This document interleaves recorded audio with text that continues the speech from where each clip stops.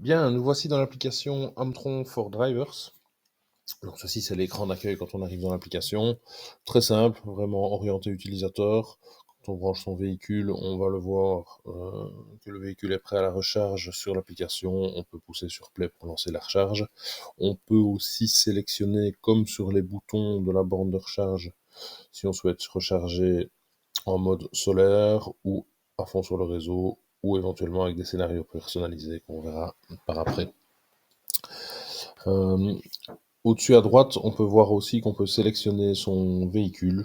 Donc on peut sélectionner le véhicule avec lequel on va recharger. C'est quelque chose qui a son importance éventuellement pour les statistiques de charge. Évidemment, si on n'a qu'un véhicule, c'est plus simple. Euh, voilà. On peut, donc en bas dans le menu, naviguer et aller vers les différentes stations de charge. Donc on peut avoir dans l'application jusqu'à 4 bornes de recharge. Pour ajouter une borne, on clique sur le petit symbole plus. Le logiciel va scanner le réseau, va rechercher une borne et après on pourra l'ajouter grâce au code QR qui est présent dans les documents qui accompagnent les bornes. De là, on peut gérer les utilisateurs, gérer les cartes RFID. On peut voir qu'il y a 2 utilisateurs qui peuvent utiliser cette borne. Il y a 2 badges RFID associés dans la borne. Accéder ici au réglage de nouveaux utilisateurs, carte RFID. On peut régler des tarifs dans les bornes de charge en fonction des tarifs horaires. Voilà, on peut voir aussi les statistiques des bornes de charge. Pour le téléchargement des statistiques précis, on le verra juste après. On peut donc, comme on a vu, créer différents véhicules qui vont utiliser la borne de charge. Donc ça va du véhicule privé au véhicule professionnel. Donc les véhicules se gèrent ici. On peut en ajouter de nouveau avec le petit plus, les éditer. On peut aussi aller voir les statistiques de charge par véhicule en cliquant sur le petit éclair. On va tomber sur la page des processus de charge qui est la même, on peut le voir en dessous. Hop, ici, c'est la page des processus de charge accessible via le petit éclair. Donc on peut voir par véhicule les charges qui ont été effectuées. Évidemment, cette borne démo qui sort de boîte est vide actuellement au niveau des statistiques de charge. On peut filtrer la visualisation sur le dernier trimestre. Voilà. On a aussi, ça c'est très intéressant dans nos bornes de charge, la différentes possibilités d'exportation des statistiques de charge. Donc on peut évidemment exporter ceci manuellement, mais on peut aussi planifier, donc c'est le cas ici, je l'ai configuré, planifier un envoi automatique par email des statistiques de charge de manière mensuelle, trimestrielle, quotidienne si on le souhaite. Voilà. Donc, on peut l'envoyer bien sûr vers notre adresse mail personnelle, mais aussi une adresse mail secondaire qui peut être l'adresse de la comptabilité, par exemple. Voilà. On peut activer une notification push aussi. L'application va envoyer une petite notification sur le téléphone dès que l'envoi des statistiques de charge est effectué. Le 5e icône ici tout à droite en bas de l'écran va nous amener sur le menu avec les différentes possibilités de réglage de l'application, notamment le réglage des scénarios.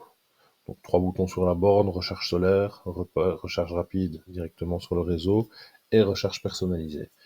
Comment fonctionne la recharge personnalisée? On va pouvoir créer des scénarios et attribuer les scénarios à ce bouton. On peut créer plusieurs scénarios, ici j'en ai créé 2, et voir qu'ils se retrouvent tous sur l'écran d'accueil. Donc même si on a des scénarios qui ne sont pas appliqués au bouton, ils sont quand même utilisables. Par exemple, mon premier scénario, on peut l'attribuer à une borne, mais on peut aussi rendre ce scénario disponible dans plusieurs bornes. Elle serait affichée ici. On va pouvoir, par exemple, définir des périodes de charge avec des capacités de charge différentes. Donc ici, par exemple, si on n'a pas de gestion dynamique de la charge, ou pour s'adapter aux horaires aussi, aux tarifs horaires du courant, on peut créer un planning de charge et charger plus vite à certaines heures quand on n'a pas de consommation électrique dans la maison ou si on veut profiter de tarifications plus basses à certaines heures. Donc on peut ajouter plusieurs tranches horaires, bien sûr. Pour appliquer un scénario au 3e bouton, c'est très simple, via l'écran d'accueil, on sélectionne ce scénario et on peut l'enregistrer comme scénario personnalisé. Voilà, enregistrer la configuration. Maintenant, mon scénario test 2, c'est le scénario disponible sur le bouton et mon test 1 reste disponible quand même dans l'application. Via le dernier menu, les 3 petits points en bas à droite, on va pouvoir, comme on l'a vu tout à l'heure, gérer les tarifs, mais on va aussi pouvoir gérer les cartes RFID. Donc via ce menu-ci, on va pouvoir ajouter des cartes RFID en les scannant sur la borne. Si on a plusieurs bornes, on peut sélectionner dans quelles bornes vont être ajoutées ces cartes RFID, démarrer l'appairage et dans ce cas-là, on va venir scanner la carte devant la borne et pouvoir définir quel utilisateur va utiliser cette carte. Si on va éditer des cartes existantes, si on ajoute une borne dans la maison, par exemple, on va pouvoir aussi dire que la borne peut utiliser cette carte RFID sans devoir la rescanner, etc.